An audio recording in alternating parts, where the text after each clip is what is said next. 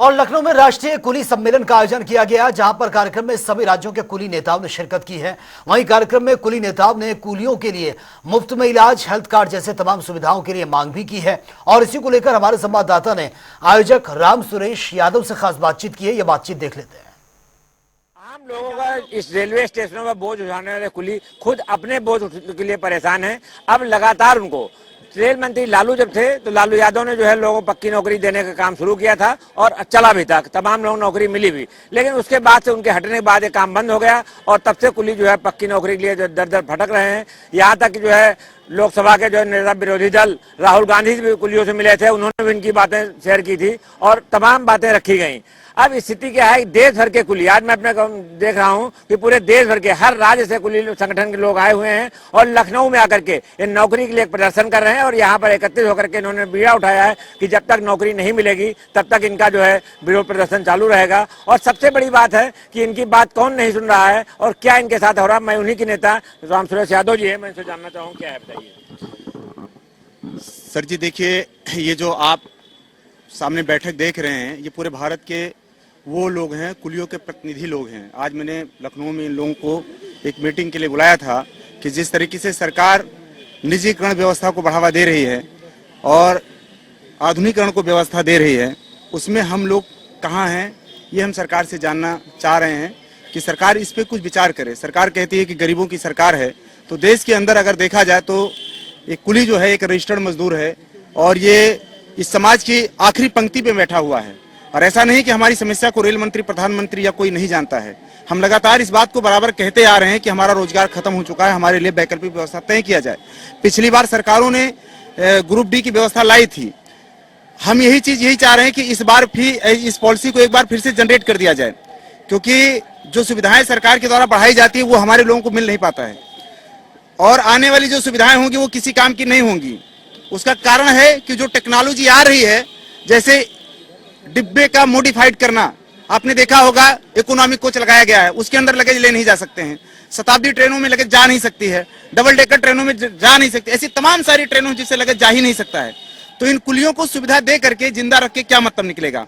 इसलिए हमने सरकार से मांग की है कि एक बार जिस तरीके से 2008 में पॉलिसी ला करके कुलियों को परमानेंट एम्प्लॉय किया गया था, उसी तरीके से सरकार रेलवे में नौकरी देने का काम करे। देखिए, लालू यादव जब लाए थे 2000 पॉलिसी, तो उसके बाद तमाम लोग नौकरी की, कुछ लोग नौकरी छोड़ भी दी, को कहा गया इसमें कोई कमियां हैं। लेकिन ऐसी क्या बात अब चाहते हैं सरकार ऐसी स्कीम लाए, तो बड़े बड़े दावे कर रहे थे, मोदी भी लगातार आप लोग बात कर रहे थे और नीची पंक्ति के लोग बात की जाए, नौकरी देने की बात की जाए, तो कुलियों के साथ क्यों नहीं हो पा रहा है? सर ये एक बात बता दें, सरकार के आंकड़ा गलत है। मैं इसलिए बोल रहा हूँ सरकार का आंकड़ा गलत है। हमारे यहाँ पर 500 कुली काम करने वाले थे। मैं अपने स्टेशन की बात कर रहा हूँ, लखनऊ का, जिसमें से 500 कुलियों में से हमारे यहाँ 244 कुली आज परमानेंट टाइम में, और लौट करके आने वाले कुलियों की संख्या 5 है। आप देख लीजिए उसको उठा करके। पूरे देश के अंदर अगर एक आंकड़ा निकाला जाए तो मुश्किल से 5% लोग भी वापस नहीं आए हैं। सरकार अनाप शनाप जवाब देती है, ये गलत बात है। हम किसी का विरोध नहीं करते हैं, विरोध सरकार अगर मान लेती है तो उसको हम रोक भी नहीं सकते हैं। मैं कहता हूं कि अगर मेरे साथ गलत मेरा माँ बाप करेगा तो मैं चिल्लाऊंगा कि मेरा माँ बाप गलत कर रहा है। अगर सरकारें मेरे साथ गलत करेगी तो मैं चिल्लाऊंगा सरकार गलत काम कर रही है। अब सरकार उसको एंटी नजर से देखने लगे, अदरवाइज नजर से देखने, तो ये गलत बात है। मैं अपनी आवाज उठा रहा हूं, मेरी आवाज को सरकार सुने। अगर सरकार के द्वारा पेश किया आंकड़ा कि 2008 में कुली बड़ी मात्रा में वापस आए हैं तो सरकार नौकरी ना दे, लेकिन आंकड़ा तो पेश करे, जो गलत आंकड़े उसको न दिखाए। हम बता रहे हैं ना, लखनऊ में 500 में से 250 लोग गए, 250 लोग काम कर रहे हैं, तो फिर कहां वापसी है? वापसी बहुत कम मात्रा में है। और तब ये टेक्नोलॉजी नहीं थी, तब ये तमाम सारी चीजें स्टेशनों पर व्यवस्थाएं नहीं थी, तब ट्रेनों का मॉडिफाई नहीं हुआ था। आज की डेट में बहुत सारी चीजें मॉडिफाइड कर दिया गया, आधुनिक सुविधाएं ला दी गई। टेंडर स्कीम के तहत कुलियों को काम दूसरे नीली वर्दी वालों को दिया जा रहा है। अब बताइए, एक स्टेशन पर 2 आदमी काम कर सकता है? एक ही काम को 2 आदमी कैसे काम कर सकता है? आप एक जगह तय करो, काम तय करो कि नीली वर्दी वाला काम क्या करेगा। हम कह रहे हैं, हम वर्षों से आपके भर्ती प्रक्रिया से लाए हुए कुली लोग हैं, टेंडर स्कीम से लाए हुए लोग नहीं हैं।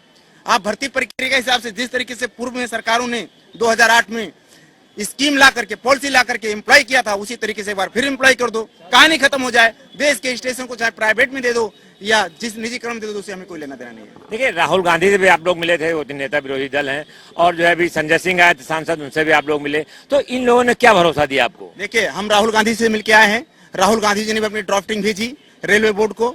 हम संजय सिंह से मिले, संजय सिंह ने भी पार्लियामेंट के अंदर, राज्यसभा के अंदर उठाया। सोफिया खान से मिले, उन्होंने भी लोकसभा के अंदर अपनी बात। मैं पहले भी यही बात कह रहा हूं कि सरकार गलत आंकड़ा पेश करती है।